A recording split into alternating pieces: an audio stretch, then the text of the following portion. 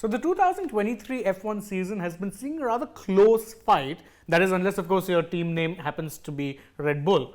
But one team that has been kind of forgotten in this conversation of a three-way fight for second place, McLaren.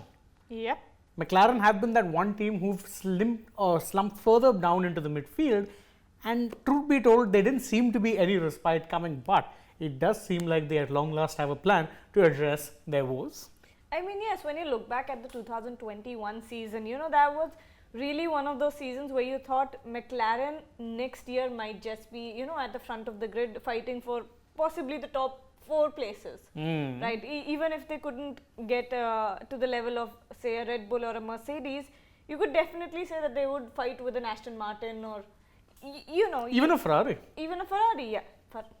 I mean, they were battling Ferrari in 2001, if you remember. 2001? 2021, sorry, 21. Okay. 21, I misspoke, but 21. If you remember, Mercedes and Red Bull were the top 2 teams. Best of rest battle was between Ferrari and McLaren. You could have thought maybe that would have advanced, but that really didn't happen. That didn't happen. But now we're looking at, it just went downhill from 2022. Yeah. It definitely did. I mean, I think it happened for a lot of teams. When you look at Mercedes, of course, after the specifications came in 2022. Yes. And 2023, honestly, hasn't been one of those seasons where you're seeing, huge changes in cars and budget cap has something to do with that. But now Andrea Stella, the team principal, the team principal of McLaren, has talked about basically redesigning the whole McLaren car, and he's talked about it in such detail, not much detail, but he said that they're making so many changes that it's basically a B-spec car, and it hasn't been run in the simulator yet, but it's basically being redesigned completely. Yeah, and I think, to be fair, this is something that they've been consistent on, because I remember when they launched the car, people were saying, oh, it's a nice looking car, this, that. But they really tempered expectations. They're like, yeah, you know what, this is not our final car. Yeah. This is the direction we were going in before we realized the direction was wrong. I'm like, wow, they're being really honest here. Surely I thought, oh, they'd be talking about, no, this is, we're going to rebound this, that. But they were like, no, we're downplaying expectations because we know we have this big upgrade coming and that's going to be the change. Yeah. Of course, the thing with McLaren, and you have to remember this, is that they've been talking about these big changes in future plans for years now.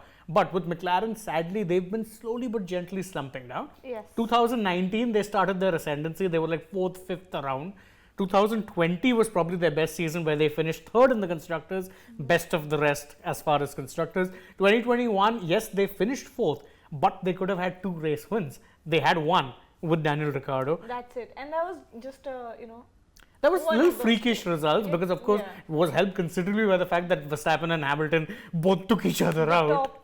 The front of the grid crashed out completely. Exactly. So of course it was. They could have also won Russia, remember? If it were not for that late rain and the Lando Norris no pit stop, could have won that too. But thereafter, if you realize, 2020 they were third. 2021 they were 4th. 2022 5th.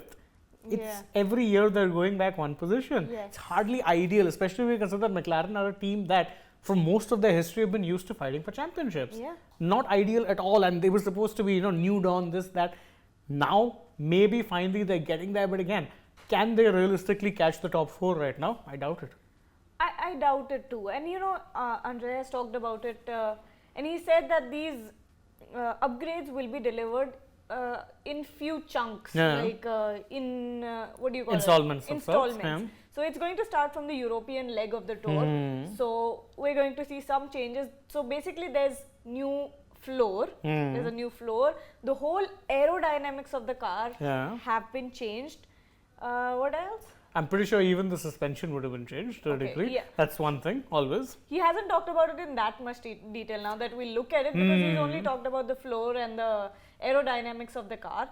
But we're still, very, very excited for it, because the main point that he's talked about it is that the new redesign will greatly, massively affect the downforce. Which, I mean, if you know what modern F1 is, downforce means... It's all about downforce. Exactly. And to be fair to McLaren, they started the season pretty poorly, but last 2-3 races, they've kind of been in and about as far as, at least being in point scoring positions consistently, because right now, the battle for maybe you can say 5th and 6th, because you have a Red Bull who are clear. Then you've got a Ferrari, Mercedes, and Aston who are competing for second. So Yeah. these three teams are guaranteed top four. But the battle for fifth and sixth right now does seem to be between Alpine and McLaren. And McLaren recently have actually been in point scoring position. They could have had 2 point scorers in Canada if Lando Norris didn't get that penalty for unsportsmanlike conduct, which has to have been Which one of the is weirdest penalties I've ever seen. Very harsh, very harsh. It was harsh because what he did, every driver has done it. Yeah. So unless this was like a new step, it's going to just be an anomaly. I don't know what's with the FIA this season because it's been one penalty after the other, and it's not as if these penalties are for, I don't know, crashing with other people, but there have been some very, very harsh penalties this year. And it's there's again a lack of consistency. Like I know veering Yes. off topic a bit, but even if you go through the Canadian Grand Prix, there were 2 separate incidents for unsafe releases. One involving Charles Leclerc, one involving Lewis Hamilton and Alonso. Both were looked at and neither were given penalties. And I'm like, huh? Both look like slam dunk penalties to me because they were right in front. No penalties. Yet Lando gets one for unsportsmanlike conduct. I think, the big problem here is, and this is another debate we can have another time, is that stewards, it's a volunteer-based system still. Yeah. How are you the pinnacle of motorsport and you have volunteers there every race who Yes. change? Because obviously if you have a different rotating cast, there's just going to be different interpretation of the rules. I mean, yeah, makes sense. But then you could have volunteers and still have, a very rigid sort of rule structure that you follow. Because look at it, I keep going back to the 2021 or 22 season because those were very significant to me. Because a lot of things happened, right? Yeah. And especially if you look at the 2020 to 2021 season or 2019 even if you go back that far, when you look at the FIA and the way they were so inconsistent Yeah. with their penalties and the way they were performing, Correct. because look at how, two different drivers were treated very, very differently. And the two drivers that I'm talking about is, of course, Lewis Hamilton and Max Verstappen. Because this was a running topic at that time that Lewis Hamilton was being treated completely differently by the stewards, than Max Verstappen. Because Max Verstappen, being an aggressive driver, was being handed out penalties like cash. And then when you look at Lewis Hamilton, when he did something similar, or I remember that crash where he was on top of Max. But then it was the other way around. Oh, Again, sorry. you're misremembering. No, but Hamilton was on top. There were a few incidents where Lewis was, the Victim, you can say. no, not the victim, The aggressor. the aggressor, and Lewis did not, get penalized for it. But if The something same was true though for the Max because again, Brazil, if you remember, he forced him off the track and it was pretty close. yeah. No penalty. So I think there was major inconsistency because again, if you ask me, if you go back and look at even say the British Grand Prix clash, which was a major, I think, flashpoint, that was a racing incident. Yes. And Hamilton got a penalty for that. And I'm like, what? You give him a penalty for that? They've been very, very inconsistent. It's been very, even if you're talking about 2019, when I think 2019 was the year when Vettel got that penalty in Canada, Yeah. where he did the switcheroo thing, and then Hamilton even made sure that him and Vettel stood on the top podium together. That was another one. I'm like, what could he have done? I remember one of those one of those races where, was it Checo or Vettel, and they had gotten a podium and then they were served a 3rd place. That was Verstappen. He was in the cool down room. No. Someone, not Verstappen, not Lewis. It was either Checo or Sebastian. Okay. Because I think it was said- I remember. That was Hungary, 2021. He finished second, Huh? and he ended up getting a penalty because there wasn't enough fuel in his car. Yes. I remember that. That was harsh. That was harsh, but that was actually one of the more consistent ones. Yes. Because at least there I understood the rationale. I'm like, okay, fair. There's not enough fuel. Some of them were mind-boggling. But anyway, back to the topic at hand. Yes. McLaren. See, McLaren. that's why I said Redesign. this is really another topic for another Yeah. debate sometime in the future. But McLaren, realistically, best they can hope for 5th or 6th. Which is again unfortunate because you're kind of still stuck in the same position. But if they beat Alpine, then that's also a really good look on them for the very simple reason that Alpine are a works team who have designed engines specified around their own car and they're Yeah. still not able to beat a Mercedes customer team. I mean, Alpine isn't really, hasn't set the standard at all in Formula One when Yeah. it comes to it. McLaren, on the other hand, have been, have had a great legacy Yeah. and have been performing well till 2021 again. Yeah. 2022. They were at least on an ascendancy in Yeah. 2020-21. Yes. Some years were bad. Because those 2 years were very good for McLaren. Correct. Because Lando was doing very well. Carlos Sainz was doing very well. doing very well. But then everything just went downhill from there. Yeah. And now we're at a place where we're talking about a complete redesign in the middle of a season. Okay. But I think it's 2000. I think McLaren will be, kind of hoping for a 2024. They'll Exactly. be focusing their energy on 2024 because it's going to be quite next to impossible to.